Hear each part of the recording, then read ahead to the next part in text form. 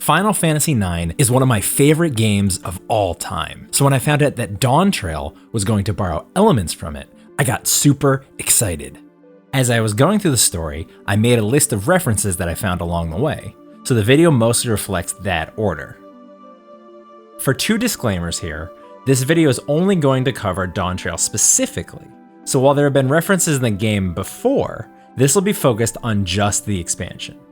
And since a lot of the references have to do with core parts of the story, I'm going to warn you that we're heading into very deep spoiler territory, so I'll say it again here, that there are spoilers ahead. So let's get the easy stuff out of the way first. Before the game was out, the Final Fantasy team teased us with some of the pre-order items, like the Wind-Up Zidane and Princess Garnet.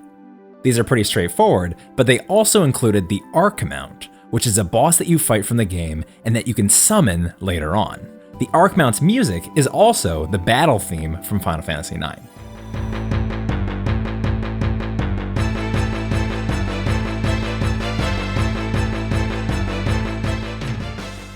As soon as the developers teased us with the Twin Blade for the Viper job, I knew exactly which game they were trying to pull references from. While the dual blades are a little bit different than what Zidane uses, the combined blade is almost straight out of the game. Watching the Job Action trailer, the team also showed us some trance-like abilities in the form of Reawaken, which showcases the Viper's burst window with some flashy combos. The level 99 weapon is also Sargatanas, which is one of Zidane's weapons from the game. In the first level 91 dungeon, the final boss you encounter is a giant bug called Apollyon. In Final Fantasy IX, you encounter this monster on Terra as Zidane is going through a particularly hard phase in his life, although the previous name for the monster is Abaddon. Apollyon is actually the Greek equivalent of the Hebrew Abaddon and means destruction and destroyer. In the Sky Deep Cenote, the first boss you encounter is the Feather Ray. The image of this monster from Final Fantasy IX is unfortunately forever seared into my brain, but what I think is fun is that it actually causes the Trouble status effect from the older title.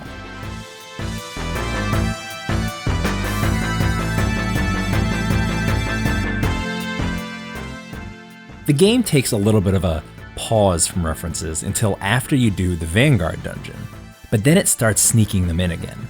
The most glaringly obvious introduction you get to this is from the mysterious Queen Sphene, who introduces the new realm as Alexandria, and we'll get to this more in a little bit. But once you hear the Alexandria name, it's easy to look back at all the mechanical soldiers that invaded Tuliolol and make the comparison to the Black Mages from Final Fantasy IX.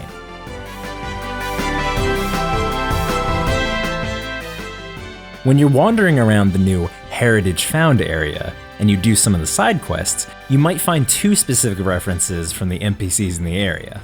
The first is Oglops, which are a huge bug in Final Fantasy IX that have apparently invaded the new realm as well. The other NPC in the area is actually a reference that I got from a friend. There's apparently a B-ranked monster that's a giant robot called a Gargant. This is a nod to the Gargant monsters that are featured in 9 that were responsible for long-distance transportation before the advent of mist technology. Exploring the realm a little bit further eventually leads you to the second major city of the expansion, Solution 9. This is a nod to one of Zidane's trance abilities from the game, and it has a couple of references inside. The first one is the Yan monsters that are featured on the artwork of one of the buildings. This shows both the hostile monster you find in the game, as well as the friendly version.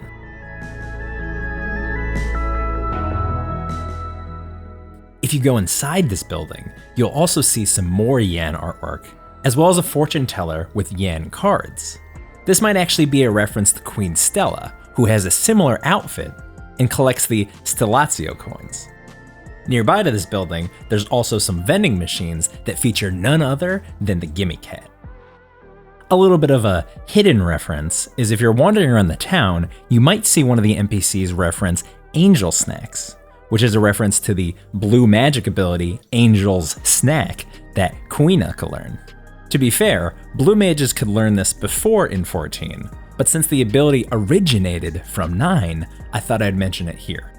Lindblum is mentioned when Sphene is talking about the history of electrope technology as one of Alexandria's rivals, similar to how it was in 9. The last reference in Solution 9 comes from inside of Oblivion's headquarters a little bit later on, where you'll hear a remix version of the Tantalus theme with a little bit more of a lo-fi beat. The next reference has to do with the nature of souls and the merging of civilizations in the story.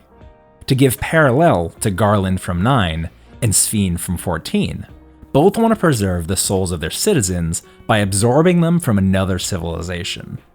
Garland wanted to use Gaia to preserve all the souls of Terra like they had done in the past, while Sphene wanted to do the same with Tuliolo. While Garland's was a bit more grand in terms of scope, Sphene managed to fuse her reality with that of the source, which was an impressive endeavor by itself. Speaking of master plans, Zoraal Ja's story might sound a little bit familiar to you. Who else had the queen as a partner for their grand scheme, is the brother of the main character, forces a trance-like state, and even has daddy issues. Kuja's plotline rings really strong here, and while the comparison isn't quite one-to-one, it does hit a lot of those similar notes. Which brings us to the final zone of both games. Once you defeat Zoraal Ja, Sphene disappears into the real Golden City, the living memory. And since they already used the term Memoria in the game before, they probably didn't want to use it here again, but Living Memory from 14 and Memoria from 9 are such a similar concept that it can't be without mention here. As a world of memories, these places allow us to see the fantastical realities that don't exist anymore in our own.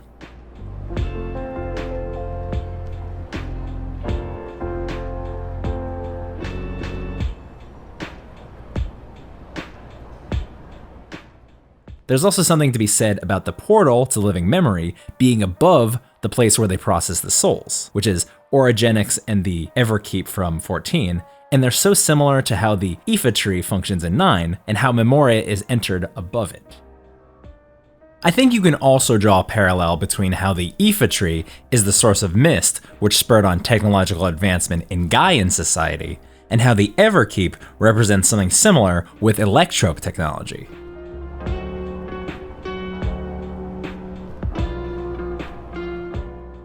Within the living memory, there's also a couple of quick references to 9, like the Daguerreo Medical Collection, the Cleyra Museum of Nature, which also has a sandstorm reference,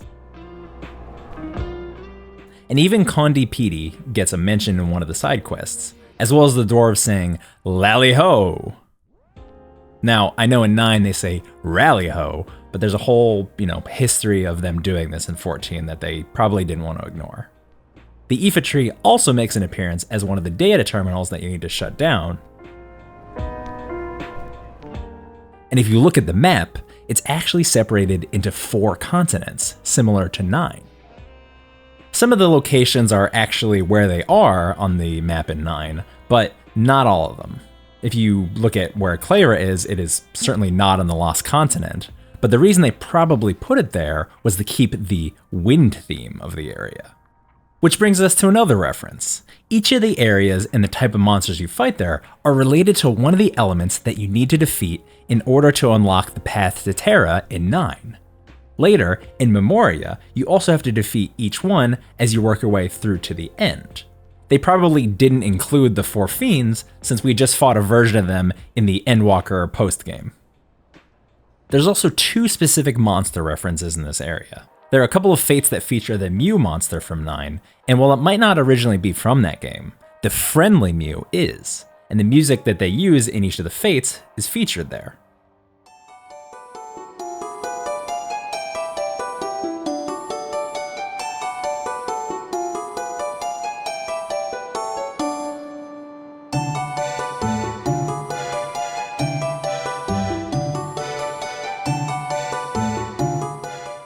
When you're grabbing some popcorn with Grahatia, you may notice another Gimmie Cat reference here as well.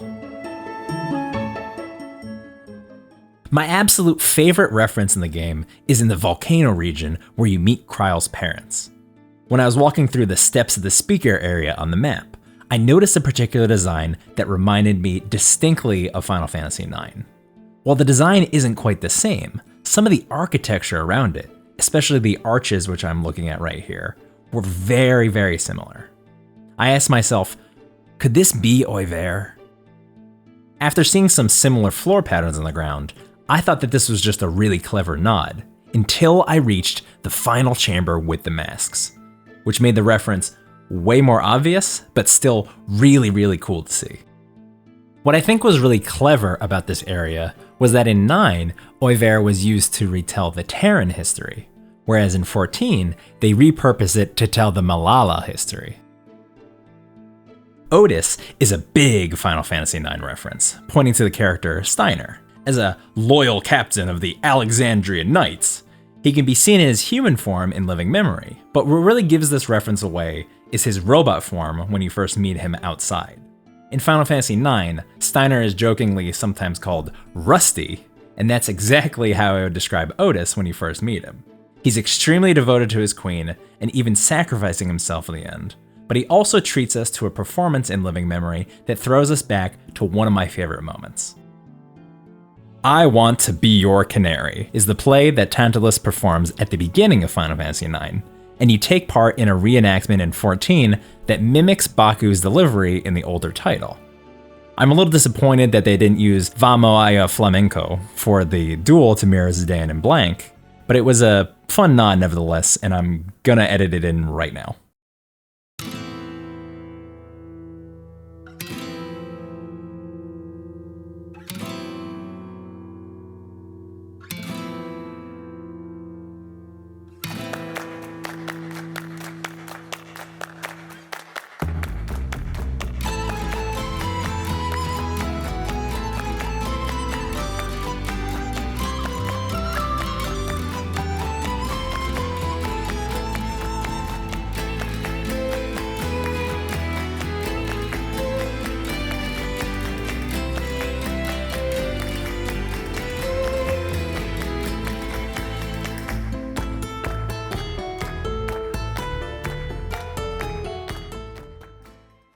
Sphene and Alexandria are the last two major references for this video.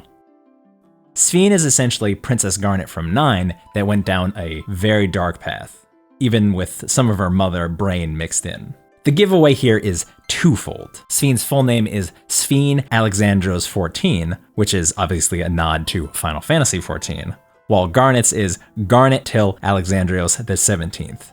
And Sphene and Garnet, the gems, are both neosilicates, which is a type of mineral. I can make a whole video comparing Alexandria between the two games, but we see it 3 times. In Archaeo-Alexandria in Heritage Found, we see the city lying in ruin. Proto-Alexandria is what we find in Living Memory, and then finally Alexandria as the level 100 dungeon at the end of the expansion.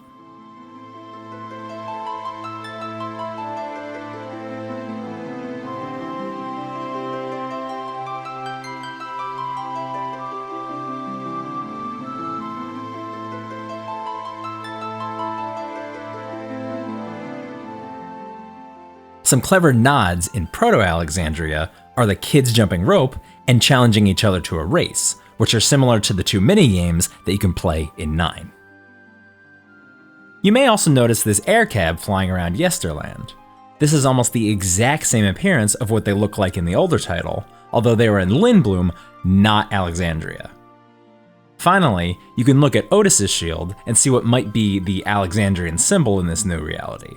It reminds me of what happened when Alexander is summoned to protect the city from Bahamut.